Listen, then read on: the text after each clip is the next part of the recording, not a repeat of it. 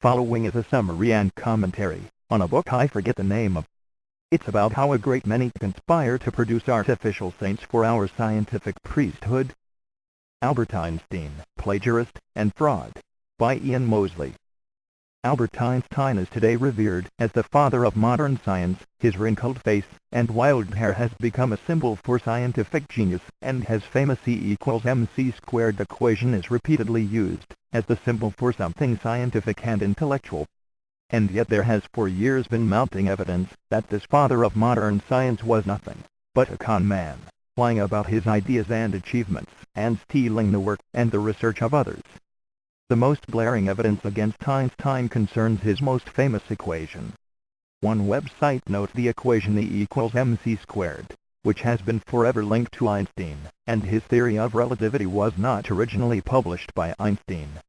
According to Umberto Bartocci, a professor at the University of Perugia and a historian of mathematics, this famous equation was first published by Alessandro de Prato 2 years prior to Einstein's publishing of the equation. In 1903 De Prato published his equation in the scientific magazine, and in 1904, it was republished by the Royal Science Institute of Veneto. Einstein's research was not published until 1905. Einstein was well versed in Italian, and even lived in northern Italy for a brief time. It is unheard of to pass over the original inventor of an equation, and to give credit to someone who claims to have derived it after the equation and its derivation have been published. The equation E=mc² should be called the De Prato equation, not the Einstein equation. This raises the question, what sort of man was Einstein? Is there evidence that he may have been prone to unethical behavior? One website reports Einstein was still far from the ideal husband. A year before they married, Marek gave birth to a daughter, Liesl, while Einstein was away. The child's fate is unknown. She is presumed to have been given up for adoption, perhaps under pressure from Einstein, who is thought to have never seen his firstborn. After the marriage, Mileva bore 2 sons, but the family was not to stay together. Einstein began an affair with his cousin, Elsa Lowenthal, while on a trip to Berlin in 1912, leaving Mileva and his family 2 years later. Einstein and Mileva finally divorced in 1919, but not until after Einstein sent his wife a list of conditions under which he was willing to remain married. The list included such autocratic demands as "you are neither to expect intimacy nor to reproach me in any way." After the divorce, he saw little of his sons. The elder, Hans Albert, later reflected probably the only project he ever gave up on was me. The younger, Edward, was diagnosed with schizophrenia and died in an asylum. Einstein married Elsa soon after the divorce, but a few years later began an affair with Betty Newman, the niece of a friend. Accusations of plagiarism are not limited to Mileva. It's also been claimed that Einstein stole the work of a host of other physicists. One question which may remain moot is quite how much Einstein drew from the work of Hendrik Lorentz and Henri Poincaré in formulating the theory of special relativity. Elements of Einstein's 1905 paper paralleled parts of a 1904 paper by Lorentz and a contemporary paper by Poincaré. Although Einstein read earlier papers by the two, he claimed not to have seen these later works before writing the 1905 paper. One apparently damning fact is that the 1905 paper on special relativity had no references, suggesting that Einstein was consciously hiding his tracks. One source notes David Hilbert submitted an article containing the correct field equations for general relativity 5 days before Einstein. Another source notes Einstein presented his paper on November 25, 1915, in Berlin, and Hilbert had presented his paper on November 20 in Göttingen.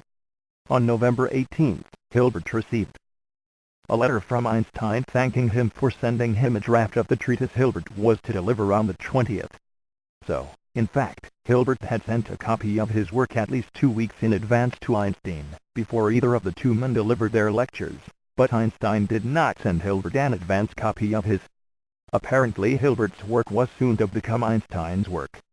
The historic record is readily available, and the truth is known to many scientists and historians, even if they are afraid to say anything. The idea that light had a finite speed was proven by Michelson and Morley decades before Einstein. Hendrik Lorentz determined the equation showing relativistic time and length contractions which become significant as the speed of light is approached. These gentlemen, along with David Hilbert and Orlando de Pretto, have been airbrushed out of the picture, so that Einstein could be given the credit for what they had done. Einstein appeared to latch on to his first wife, a much more talented student 3 years his senior, to compensate for his own limited abilities. Another website notes, in 1927, H. Turing wrote, H. Poincare had already completely solved the problem of time, several years before the appearance of Einstein's first work, 1905. Sir Edmund Whittaker, in his detailed survey, A History of the Theories of Ether and Electricity, Volume 2, 1953, included a chapter entitled The Relativity Theory of Poincare and Lorentz. Whittaker thoroughly documented the development of the theory, documenting the authentic history, and demonstrated through reference to primary sources that Einstein held no priority for the vast majority of the theory. Einstein offered no counter-argument to Whittaker's famous book.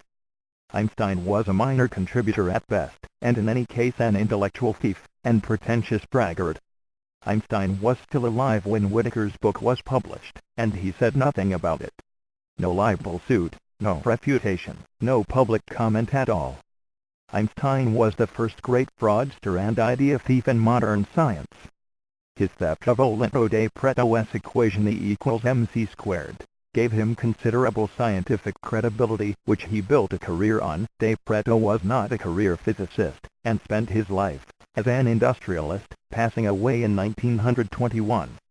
De Pretto had published his equation twice before Einstein, and was no doubt amazed that someone could claim credit for his work. Einstein used, and eventually discarded, his first wife, Mileva, who was a much more brilliant student than Einstein, and is suspected of writing much of Einstein's early work. She may have been reluctant to expose Einstein, since he was still the father of her children.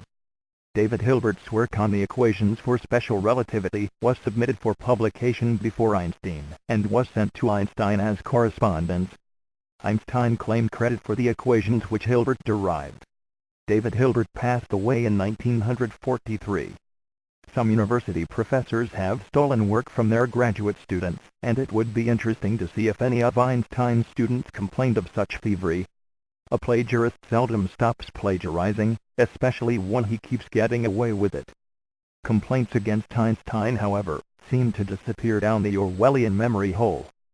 Einstein is clearly a sacred cow to many. A few have even used the word heresy to describe serious, well-documented criticism and charges of plagiarism against Einstein. The truth eventually wins out, and Einstein will someday be best known as a great fraud instead of a great physicist. Now you understand this, yes? A wake-up call for all of us, yes?